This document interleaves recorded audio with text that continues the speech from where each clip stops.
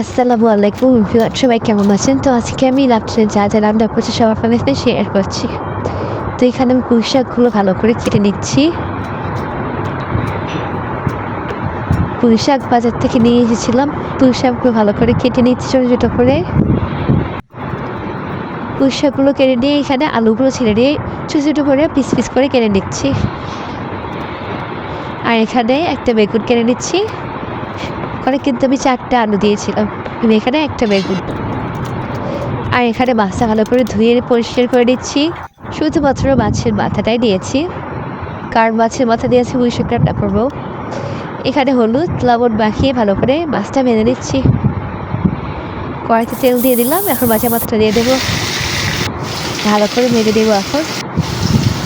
আর এখানে যে আলু আর বেগুন ভালো করে ধুয়ে রেখেছি, আর এখানে মাছটা খুব ভালো করে উল্টে পাল্টে ভেজে দিলাম।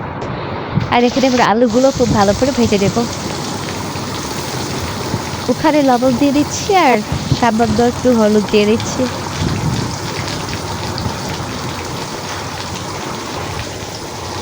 দেখতে পাচ্ছি দিয়ে দিচ্ছি সব, এখন ভালো করে ভেজে দিচ্ছি। এখন আলুগুলো খুব ভালো করে ভেজে দেব। আর এই যে এখানে মরিচ পেঁয়াজ কিনে রেখেছি, আলুগুলো খুব ভালো করে ভেজে দিচ্ছি। ভাজা হয়ে গেছে, এখন নামিয়ে দিচ্ছি। আর এই যে এখন বেগুনগুলো খুব ভালো করে ভেজে দেবো। ওখানেও একটু লবণ আর একটু হলুদ দিয়ে দিচ্ছি।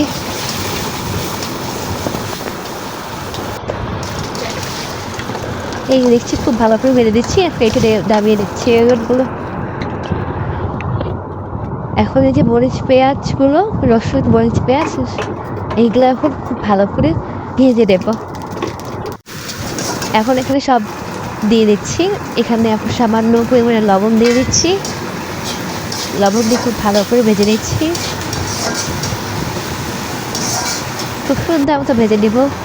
এখন এখানে ধুয়ে রাখা পুঁই শাকগুলো দিয়ে দেব, সব দিয়ে দিচ্ছি।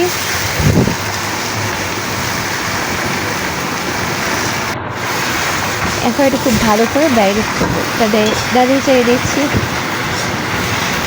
ভালো করে নেড়ে চেড়ে দিচ্ছি। এখন শাকটাতে ঢাকনা দিয়ে দিব। ঢাকনা থেকে খোলার পর কিন্তু এটা অল্প একটু হয়ে যাবে, অতগুলো শাক দিয়েছে দেখতেই পাচ্ছেন, অল্প একটু হয়ে গেল, মানে কতগুলো দিয়েছিলাম আর একটু হয়ে গেল। তো যাই হোক, এখন এখানে ভিজে রাখা সবজিগুলো দিয়ে দিচ্ছি, মানে আলু আর বেগুনগুলো দিয়ে দিচ্ছি, দিয়ে খুব ভালো করে নেড়ে চেড়ে দিচ্ছি।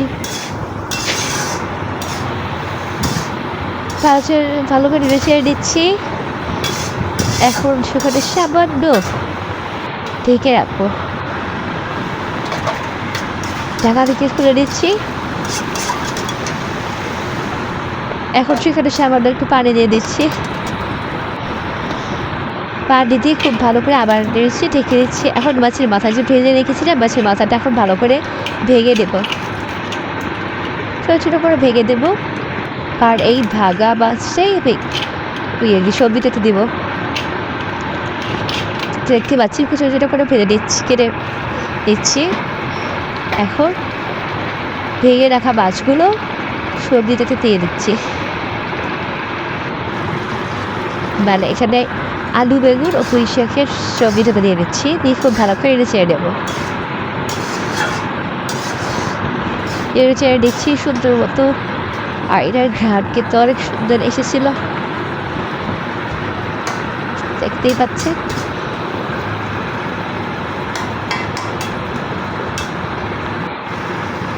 সুন্দর মতো করে নিয়েছি। এখন আবার ঢাকনাটা দিয়ে দিচ্ছিলাম, এখন ঢাকনাটা একটু খুললাম, পানিটা শুকিয়ে এসেছে। এটা কিন্তু বেশিক্ষণ সিদ্ধ করার কোনো প্রয়োজন নেই, কিছুক্ষণ সিদ্ধ করলেই যথেষ্ট। এটা কিন্তু একদম হয়ে এসেছে, আর একটু পরে আমি নামিয়ে দেবো এটা। এই তো গ্যাসটা অফ করে দিলাম, এখন পাত্রে নামিয়ে দিলাম।